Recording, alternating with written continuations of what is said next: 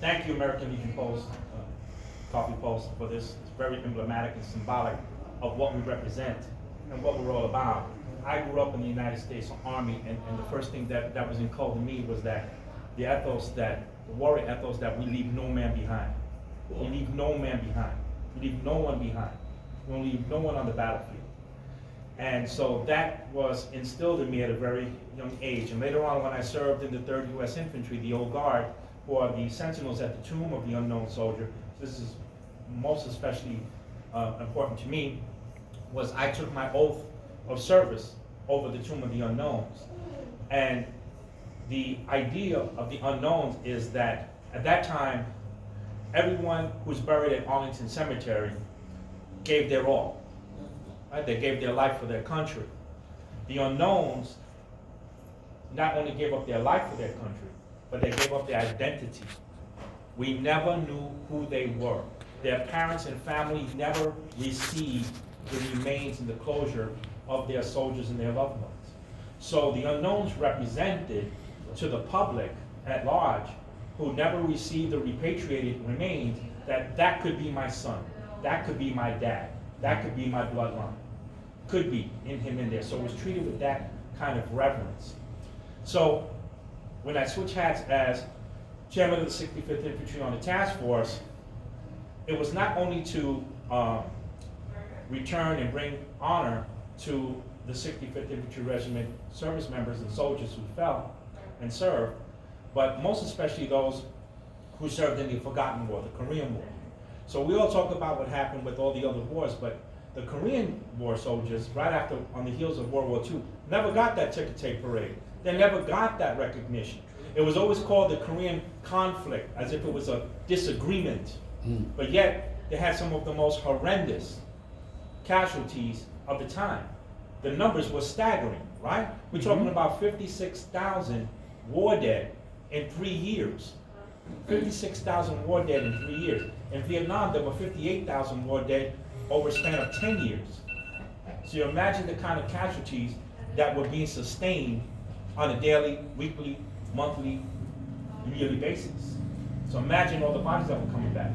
So at least there were those who came back, but there were those who didn't.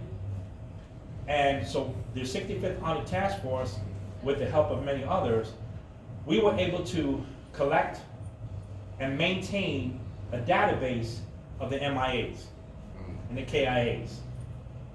So we always had a long list of their names, those who didn't return.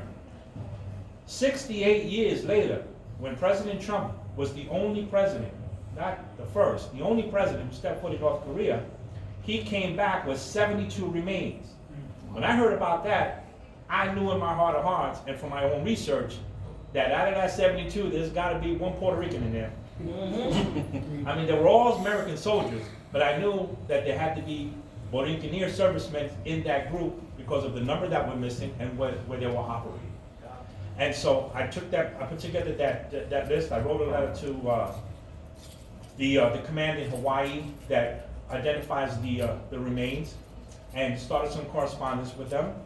They agreed with my suspicions, and they invited me over to partake and participate in the greeting ceremony. And at that time, I was trying to get myself over there, and your commander was very essential and crucial in helping to help try to make that happen. It didn't quite happen at the time because of other things out of our control, but nevertheless we did.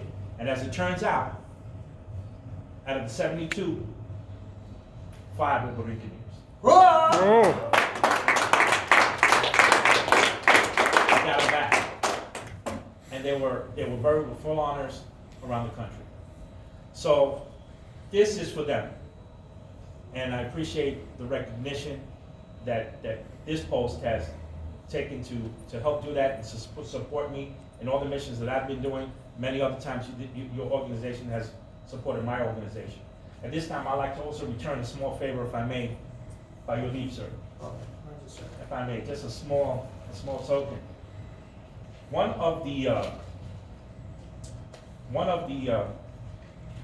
achievements that we were able to accomplish was with the 65th Honor Task Force was that we helped recommend and push and lobby the Congress to award the 65th Infantry Regiment the Congressional Gold Medal, which is the highest recognition that the nation can bestow, that the people of the United States can bestow.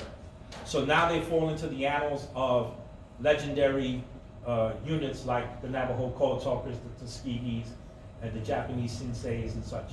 And so among them now are the 65th Infantry Regiment of Puerto Rico, not only because of their ethnicity, but of what they did, what a lot of the public never knew. The 65th Infantry Regiment has the unique distinction of conducting what became the last battalion-sized bayonet charge in American military history. And as any other infantryman would know, when you hear the order, fix bayonets, you know you're going to have a busy work day in front of you. Oh, yeah. And so 2 battalions took on elements of the Chinese 149th Division. They were completely outnumbered, surrounded, and their response to the enemy's demand for their surrender was their war cry and the tips of their bayonets. And so for this, they received the Congressional Gold Medal for that gallant deed. And I'd like just to pass on all that this represents and embodies to your commander by your leave.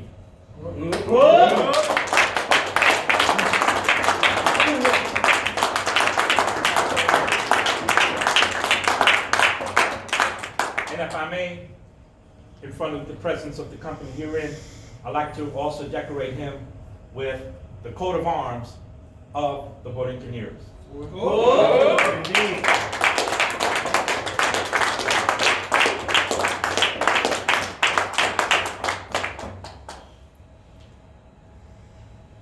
Thank you.